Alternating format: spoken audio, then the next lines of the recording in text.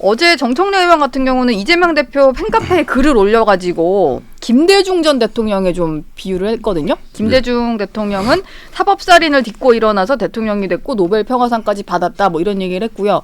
박지원 의원 같은 경우는 미국의 도널드 트럼프 당선인의 비유를 해서 트럼프도 대법원 최종심에서 살아 대통령이 됐다 뭐 이렇게 주장을 했는데 이게 좀 설정한 길인가 봐요.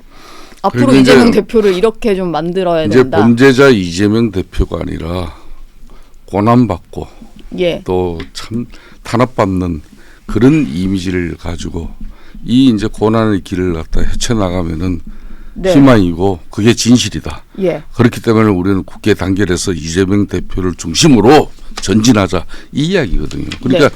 지난 11월 2일 그리고 11월 9일 16일 이렇게 3차 집회까지 마쳤잖아요. 네. 뭐 저는 이 집회 시위 현장을 많이 경험한 사람입니다.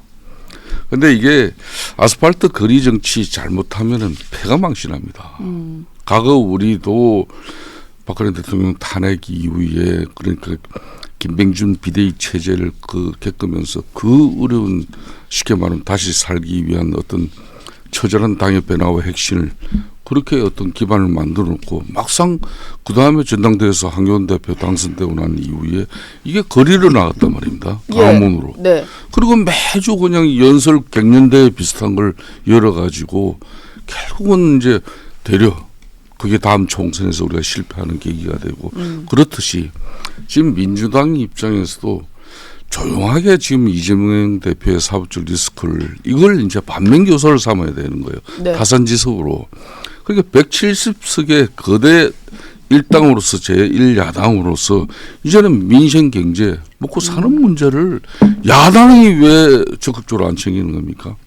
그러면 윤석열 대통령 입장에서는 계속 이제 서민 정치 정책을 많이 내놓고 있는데 거기에 이재명의 좋은 이런 정책 제안이라든지 같은 협치를 통해 가지고 일단 먹고 사는 문제부터 해결하고 미국의 뭐 트럼프 대통령 당선과 함께 또 동북아 이렇게 세계 안보 평화 질서도 우크라이나 전쟁과 함께 이거 항상 수시로 이게 긴급하게 대처를 해야 되니까 네. 일단은 초당적으로 한번 해보자. 예. 이렇게 뭔가 국민들의 마음을 얻는 제1야당의 그런 모습을 갖추려면 훨씬 달라질 거예요. 근데도 지금 이재명 대표만 엄호하고 있다. 뭐 이런 지적이신 것 그러니까 같아요. 결론은 1년의 예. 모든 행위는 당장 다음 주 월요일 있을 예. 11월 25일 위정교사 이제 그 선고 네. 거기에 대응하는 이제 그 재판부에 또 자갈을 물리는 그런 엄청난 압박이죠 지금 이런 행위가. 네. 조홍천 의원님이 보니까 민주당이 앞으로 뭐 이재명 대표가 트럼프식 정치 투쟁을 할 거다 뭐 이런 얘기를 하셨던데 네. 박지원 의원이 트럼프 당선인이랑 비유한 거랑도 좀 통하는 얘기인가요? 이게 뭐 어떻게 할 것 같다라는 예측을 하신 거예요? 트럼프 대통령이 참 우리의 도덕 기준으로 보면은 한참 밑에죠. 말도 막 하고 또 저 뭐 무슨 남봉꾼인 것 같기도 하고 예. 또 그 피해자들이 뭔가 증언을 하려 그러면 돈으로 틀어막다가 걸리고 네. 거기다 저 완전히 미국 사회를 양분시키고 어떻게 저런 사람이 되지? 근데 그 근저에는 공화당 의원들이 절대적으로 지지를 하고 있고 왜 지지를 하느냐? 마가라는 것들이 그 우리나라 뭐 개딸이나 비슷한 건데요. 거기서 트럼프에 적극 지지하지 않으면은 아예 공천에서 떨어뜨리니까 공화당 자체가 친트럼프가 돼버렸죠. 예. 그러니까 그거하고 비슷하게 결국은 지지층 결집시켜가지고 계속 가야 되는데 그래서 어떻게든 조기 대선으로 땡기고 네. 그래서 저 당선이 되는 거 외에는 지금 외통수에 걸렸다. 근데 그러니까는 저 움직이면 죽인다. 예. 이런 얘기도 나오고 뭐 신의 사제요 뭐 또 뭐죠? 신의 사제, 신의 종이요 뭐. 이게 뭐 정교 분리가 돼 있는데 이게 뭐 신정 국가를 만들자는 겁니까? 지금 이란처럼 정치와 종교는 이성적이냐, 예. 아니면 감정적이냐, 맹목적이냐, 비판적이냐 이런 차이가 있는 겁니다. 정당이 뭡니까? 대의민주주의한테 꼭 필요한 거고 정당의 역할이 뭡니까? 국민의 이익을 위해 가지고 책임 있는 주장, 정책을 펼쳐 가지고 국민의 정치적 의사 형성에 참여하는 걸 그 제일의 롤로 생각을 하는데요. 네. 거기서 움직이면 죽인다? 그러니까 다른 얘기 내지 마라. 이건 그 민주주의에서의 정당이 아니에요. 이건 전체주의예요. 예. 그리고 그 신의 사제다, 신의 종이다. 뭐 왜 흥결이 없습니까? 모든 사람 다 흥결이 있는데 이건 신정입니다. 위헌입니다. 이거는. 예. 네. 그런 표현은 위헌이다 얘기하셨고, 근데 국회의원 탄핵연대에서 민주당 쪽 대표 맡고 있는 박수현 의원은 이런 얘기를 했던데요. 지금은 유일한 대안이 이재명 대표밖에 없다는 게 당내에 일관된 이야기다.